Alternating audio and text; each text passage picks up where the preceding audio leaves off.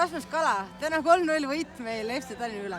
Ütleme ausalt, kas see oli päris selline tulemus, mida me lootsime? Ma arvan, me sisimas lootsime seda, aga et see päris 3-0 tuleb, seda ei osanud, ma arvan, keegi oodata praegu. Ehk võib öelda, et tegelikult oli raske mäng. Jaa, väga raske. Palju jooksus, väga selline mingites kohtades kõrge intensiivsus ja ma arvan, et see 3-0 võitsime lõpuks oligi, et me saime ise oma mängu ilusti alguses käima, lõime õigetuse otsa väravat ja see meil tõiga nagu edu täna, ma arvan. Ütleme ausalt, sa ei alustanud täna võib-olla sellel positsioonil, kus sa tavaliselt mängid.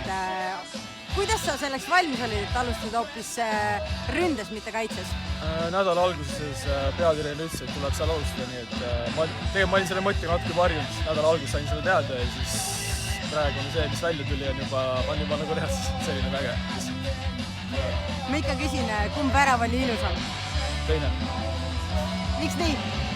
Sain ilusti selle palli jalga ja nägin, et väravat on natuke positsioonilt väljas ja sain selle ilusti sinna kõrva nurka suunatud.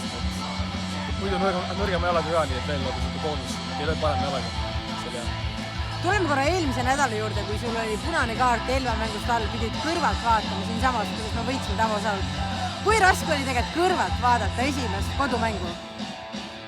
Tegelikult ei nagu, jah, selles mõttes oli raske, ma ise tahtsin väga mängida, aga olid teised plaanid, nii et selles mõttes see mida fännid teevad, see oli nagu ülikõva nagu alguses, ma nägin, mis fännid siin on.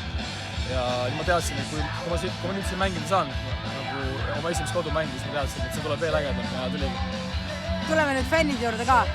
Fännid, sa oled kindlasti esiliigas mängides harjunud, et fännid teevad häält ja kõik, aga siin need fännid, mis sa tahaksid neile öelda? Pange edasi, tehke veel kõvemat häält. Ma arvan, et varu on küllad. Ma arvan, et nüüd ilmad lähevad veel soojemaks, siis tuleb veel siin paarsada inimest juurde, nii et saab kõvasti juurde manna, aga see, mis juba toimub, on ülikõht. Et tegelikult oli nagu päris äge mängida siin. Jaa, ülikõht. Järgmine mäng vaatame korra ette ka. Viimsi vastu, sinu eelmise koduklubi vastu. Paide vastu, mis tuleb? Kodus tuleb Viimsi vastu. Kas sul on kuidagi raske ka mängida Viimsi vastu?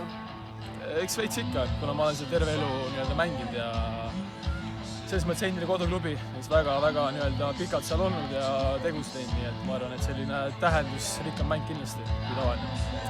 Aga kui avaneb võimalus värav lüüa ja pannakse tipuründesse, lööd ära meile? Siis tuleb ära lüüa. Super, aitäh sulle, pane edasi! Jaa, aitäh!